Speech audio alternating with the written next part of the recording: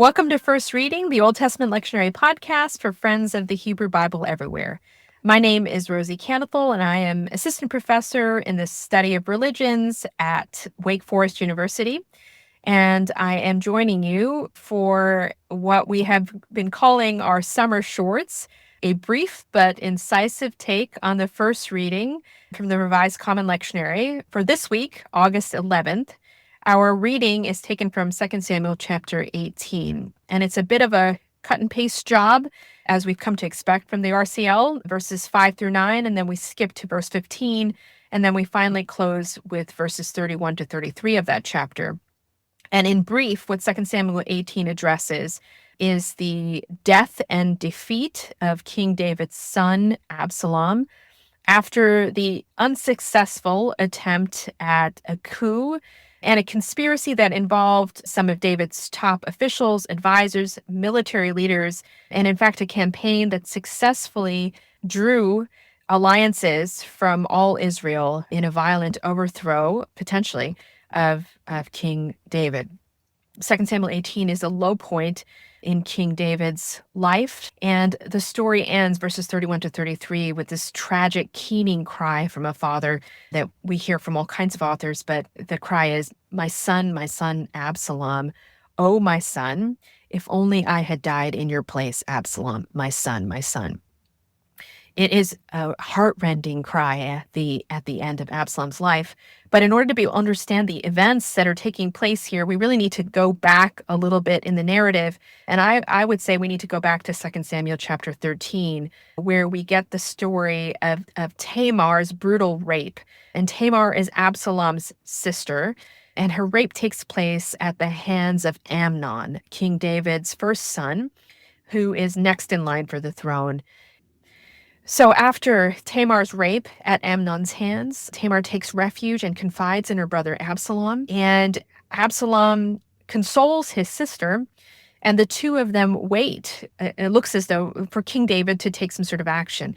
But the text tells us that King David is angry and upset, but does not do anything outwardly to curb his son's violent impulses or to punish him. And they wait 2 full years, when at that point Absalom decides to take matters into his own hands and engineers for the murder of his brother Amnon at his own home. So as you can already see, there's a lot of interfamily violence, a lot of interfamily, just difficult dynamics that you can see in 2 Samuel chapter 13, 14, 15. It goes all the way out until 18. So over 4 years' time, by the time we get to just before 2 Samuel chapter 18, Absalom has consolidated enough force to be able to push his father out of the kingdom. And he makes a move to do so. And King David is forced to flee Jerusalem. So King David runs out, and the text also shows all of King David's failures being kind of brought up again as his enemies fling curses at him and tell him that he has deserved all of this as he leaves Jerusalem. It's a really low point for a King David.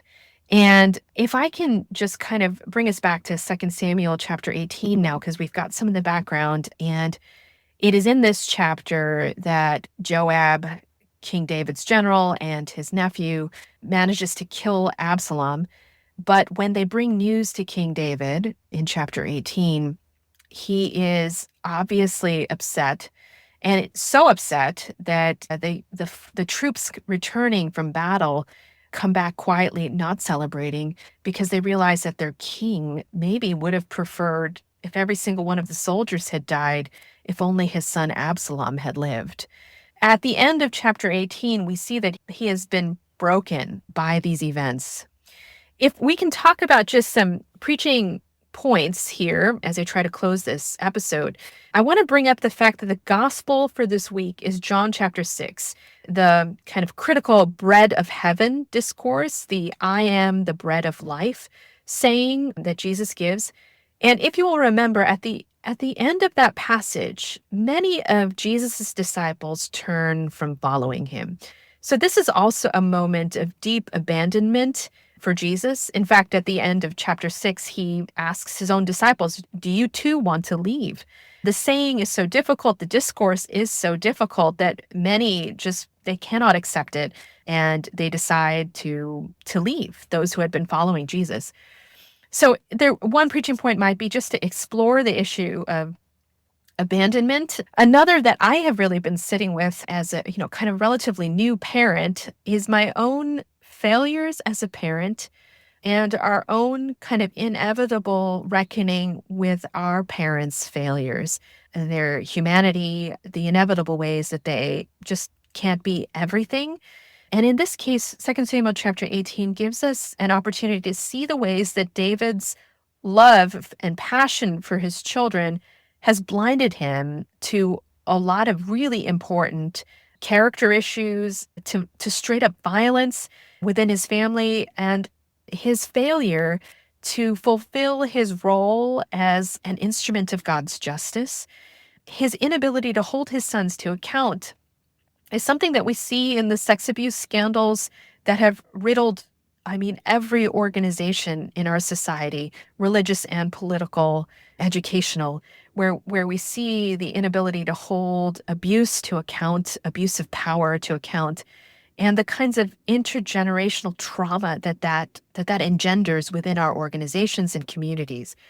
So this might be an opportunity as a leader, as a pastor, to reflect on the fact that our organizations fail and that wherever power is involved, even family, like misguided love can cause us to fail in our basic responsibility as faithful humans to God and to justice and to love.